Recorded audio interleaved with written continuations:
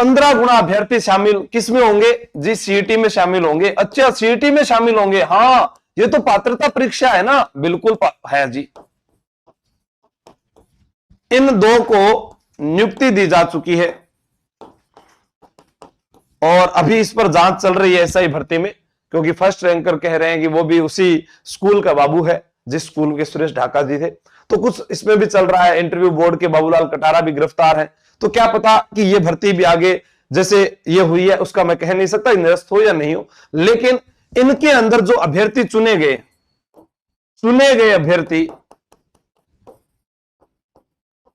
अभ्यर्थी ये भी तो इस सीईटी में आएंगे ना।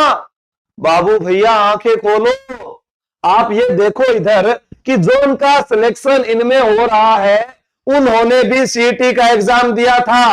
और आप जब 15 गुना की बात करोगे तो वो तो सिर्फ रोल नंबर निकाल कर दे देंगे, तो उसके अंदर लगभग 8% जो विद्यार्थी हैं वो बाकी बचेंगे। बाकी वो विद्यार्थी शामिल होंगे जो पहले किसी भर्ती में चयनित हो गए। तो फिर बचे तो 8% विद्यार्थी। अब वो 8% विद्यार्थी सभी भर्तियों में भाग्य आजमाएंगे, सभी भर्तियों में भाग्य। लेकिन मैं कहना चाहूंगा उन विद्यार्थियों को भी जो कहते हैं कि 40% नहीं होना चाहिए, जो 40% नंबर लेकर आए वो क्या आगे जाके नौकरी लगेंगे। मैं उनको कहना चाहूंगा कि मेरे सामने एक नाम था राजेंद्र सिंह पेंसिया,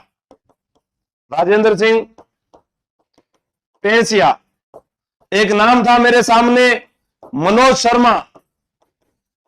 राजेंद्र सिंह पेंसिया जिनके 45% बने थे 10वीं में, मनोज शर्मा जो 12वीं क्लास में फेल हो गए थे, ये राजेंद्र सिंह पेंसिया आईएएस बने थे और मनोज शर्मा आईपीएस बने थे, जो वर्तमान में मुंबई में लगे हुए हैं।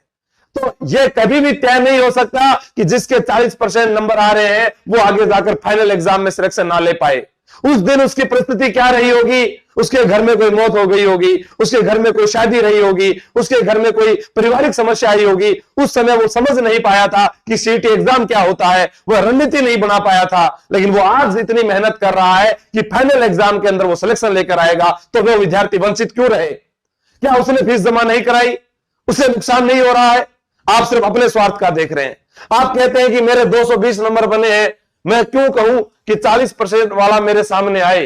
तो फिर आपको जब डर नहीं लगता तो फिर आप उसको आने के लिए रोक क्यों रहे हैं? आप साथ क्यों नहीं देते उस विद्यार्थी का? आप क्यों नहीं कहते? हाँ, आप ये जरूर कहेंगे कि नहीं, इनकी दुकान बंद हो जाएगी। भैया, आपके घर में भी पिताजी हैं, आपके घर में भी आपका भाई है, उनको कहिए इतना आसान है अगर ये चलाना, तो फिर चलाकर क्यों नहीं दिखाते? किसी के लिए बोलना इतना आसान है, उसके बराबर में खड़े होकर बोलिए। हर किसी के लिए बोल सकते हो कि नहीं ये ऐसे है वो ऐसे है, पहले बराबरी तय कीजिए, फिर उसके बाद बोलना सीखिए। घर बैठे फेक आइडिया बनाकर 100 कमेंट मैं खुद कर सकता हूं, पर किस पर करूं? उन पर करूं जिनकी मानसिकता ही मरी हुई है, जो ये सोच ही नहीं पा रहे हैं कि हम कर क्या रहे हैं, हम किस लिए बोल रहे हैं।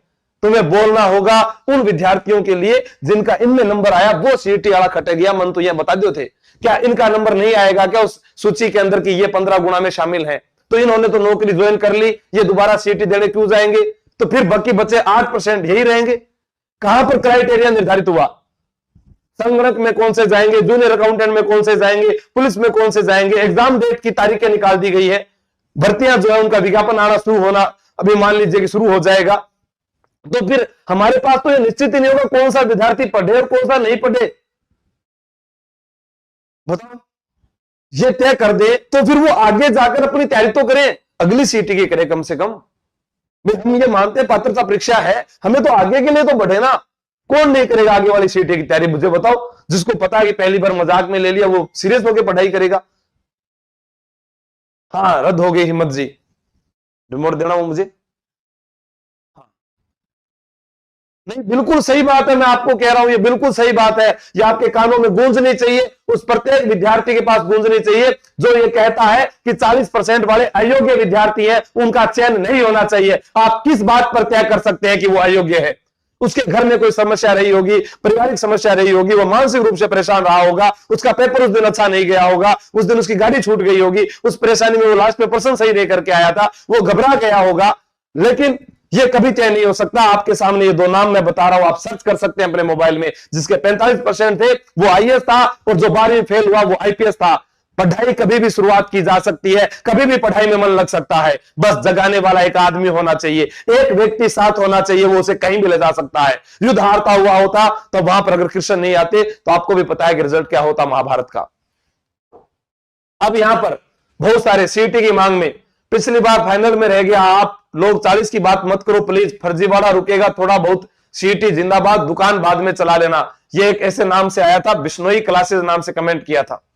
भाई साहब अब मैं क्या कहूं, क्योंकि मेरे बहुत सारे दोस्त जो है वो बिश्नोई मित्र हैं, मैं कहना नहीं चाहता, लेकिन अभी जो गत वर्ष के जो भी पेपर हुए हैं उनमें आप रिजल्ट का अगर आंकड़ा देखें तो भाई साहब पेपर जब लीक किया तब आपने वहां पर कमेंट क्यों नहीं किया मेरे दोस्त कि भाई आप जो है पेपर लीक क्यों कर रहे हो, क्यों इसके अंदर शामिल हो रहे हो। तब वहां पर भी ये कमेंट करना चाहिए था। मेरे लिए तो लिख दिया आपने कि दुकान बाद में चला लेना। आप बराबर के पहलू में रहिएगा। हर एक व्यक्ति जो है अपना काम कर रहा है।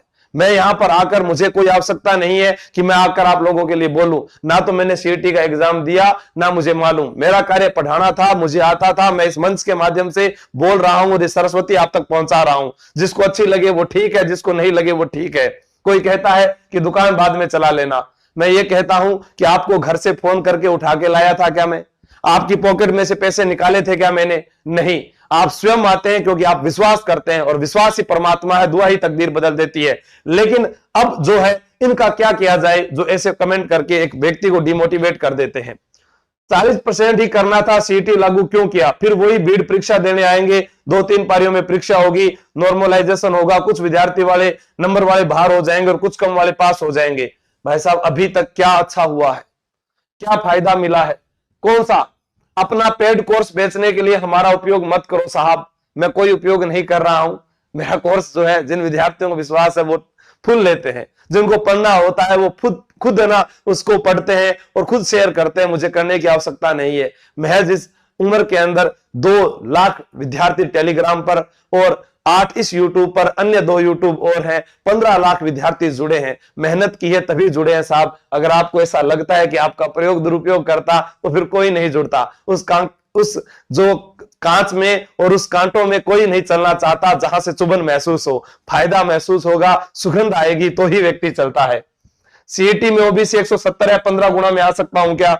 सीईटी में 50 या 55 प्राप्त होने वालों को मौका मिलना चाहिए। ठीक है, अब मैं एक बात और कहूं, ये तो वापस वही पेज आ गया। ये मांग नहीं होनी चाहिए, न्यूनतम 50% तक रहने चाहिए। 15 गुना कोचिंग वाले इसलिए मांग कर रहे हैं ताकि वो अधिक से अधिक लोगों को अपना कोर्स बेच सके और पैसा लूट सके।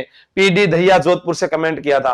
भाई साहब आपको किसने रोका है? आप भी एक कोचिंग चलाइएगा। अगर ऐसा ही लूटा जा सकता है किसी को, अगर कोई ऐसे ही आप पर पैसे लुटा दे तो एक बार कीजिएगा। ये गला सूख जाता है साहब। पूछ लेना कोई विद्यार्थी जो ऑफलाइन पढ़ रहा है, अपनी मेहनत जो है उसमें अगर मैं कमी रखता हूं तो मैं दूसरे अध्यापक की नहीं कह सकता, पर मैं दिलो जान से उसके साथ जुड़ता हूं और उसे यही कहता हूं कि जब तक सफलता ना मिले तब तक बस छोड़ना मत, बाकी मैं अपने आप देख लूंगा।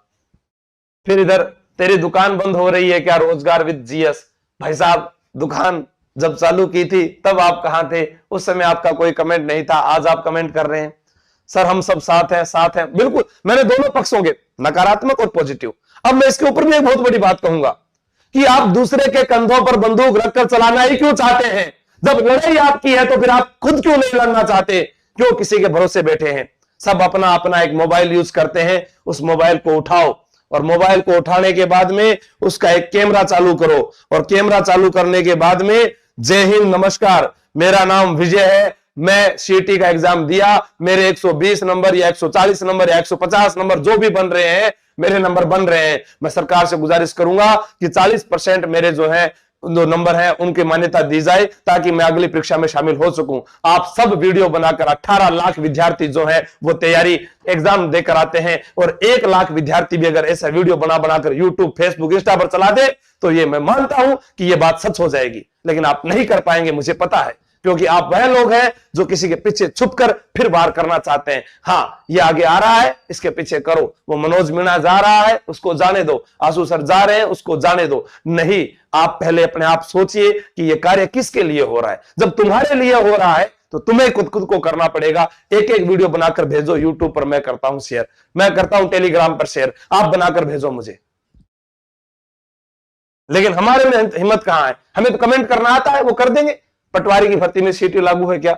आपका भले ही बुरा लगे, बट आप अपने फायदे के लिए 40% की मांग न करें, इससे बहुत भीड़ हो जाएगी। सीईटी भीड़ को कम करने के लिए किया गया था, मतलब सरधाना जी। तो भाई पात्रता परीक्षा के लिए एक अंक तो निर्धारित होना चाहिए ना, कुछ तो निर्धारित हो। 15 गुणा में कौन शामिल होंगे? वही एक विद्यार्थी शामिल होगा क्या? कुछ तो निर्धारित हो। मैं ये कह रहा हूं 15 गुणा आप कर रहे हो, किसको कर रहे हो? 15 गुणा, टोटल का 15 गुणा कर रहे हो, फिर वही सब परीक्षा देंगे, बाकी तो देंगे नहीं। उसका कोई क्राइटेरिया होना चाहिए ताकि उससे पता चले कि जो पुलिस वाला है वो पुलिस में जाए, अकाउंटेंट वाला अकाउंटेंट में जाए, एलडीसी वाला एलडीसी में जाए। अब हम बात करें 15 गुणा शामिल कर दिए, फिर एलडीसी जो है उसके अंदर जब टाइपिंग का और उसका आता है तब इसमें 10 गुणा फिर मांग लेते हैं। तो इसमें जब योग्य ही 5 गुणा होंगे तो फिर 10 गुणा फिर वो कहां से लाओगे साहब? हर एक चीज को सोचिएगा आप। इतने दिन तो बोल रहे थे मैं क्या कर सकता हूं, गवर्नमेंट का आदमी हूं, लगता है दुकान बंद हो गई है। आरएस्ट मोटिवेशन जी, गवर्नमेंट का मैं आदमी 2013 में ही बन गया था, पहले ही एग्जाम के अंदर मैं सफल हो गया आप लोगों की दुआओं से।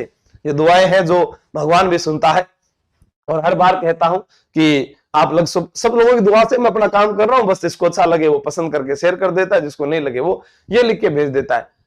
हर एक व्यक्ति के पहलू में ये दोनों चीजें आनी है जो आगे बढ़ता है। गुलशन कुमार एक बहुत बड़े संगीतज्ञ हुए हैं, बहुत बड़े गायकार थे। आज मंगलवार है, महावीर का वार है, सच्चे मन से जो कोई जाए उसका बेड़ा पार है, ये उनका बहुत अच्छा भजन था। ठीक है, माँ शेरा वाली तेरा शेर आ गया, अपने खून से नहलाने माँ तेरा बेटा आ गया, बहुत अच्छे गीत है ये। इन पर भी करोड़ों की संख्या में जब डिसलाइक आ सकते हैं, भगवान की भक्ति पर डिसलाइक आ सकते हैं, तो मैं तो आदमी हूं यार। आपके लिए कोई यहां गर्दन भी कटा देना तो भी पूछेंगे भाई साहब अड़े सुवारी चाली चीक इंडे सु चाली छी दर्द अठाओ के। हाँ सच में मैं तो बोलता ही नहीं, रियल बता रहा हूं आपको। ठीक है, सीटी हटा दो, मैं कुछ नहीं कर, सॉरी सर मैं हम आपका साथ नहीं दे पाएंगे। 40% करने से सूरमा होंगे जो पेपर लेंगे, 15 गुना करने से सिर्फ मेहनत के स्टूडेंट ही सिलेक्ट हो पाएंगे। आप ही सोच लो क्या करना है। ठीक है सर, आप भ्रष्टाचार फैला रहे हैं, सीटी 40% की मांग करके आप लोगों को भड़का रहे हैं। भाई साहब मैं क्यों कर रहा हूं, विद्यार्थी कह रहे हैं, मैं तो बात कह रहा हूं कि आप खुद वीडियो बनाएं, खुद ही अपनी मांग रखें, खुद ही आगे जाएं। सर बुरा मत मानना, हकीकत यही है कि आपकी दुकान भी 40% में ही चल सकती है। जहांगीर नाम से किसी विद्यार्थी ने कमेंट किया। मैं कह रहा हूं कि सब मेरी दुकान के पीछे क्यों पड़े हैं? मुझसे पहले इस जयपुर के अंदर कोई पढ़ाने वाला नहीं था क्या? या मेरे आने के बाद उनको डर लगने लग गया कि अब सारे इसके पास जाने वाले हैं? भाई वो आपको क्यों सता रहे कि दुकान बंद दुकान बंद दुकान बंद? भाई साहब 1 महीना हुआ है, 600 विद्यार्थी हैं और आराम से पढ़ रहे हैं वो। ठीक है, और सारे बैच फुल हो गए। और मैं फिर कह रहा हूं 19 तारीख से नया बैच शुरू हो रहा है, फिर भी आएंगे विद्यार्थी। पढ़ने वाला आएगा, उसे नहीं रोका जा सकता है। जिसको मैदान में खेलना है वो खेलेगा भाई।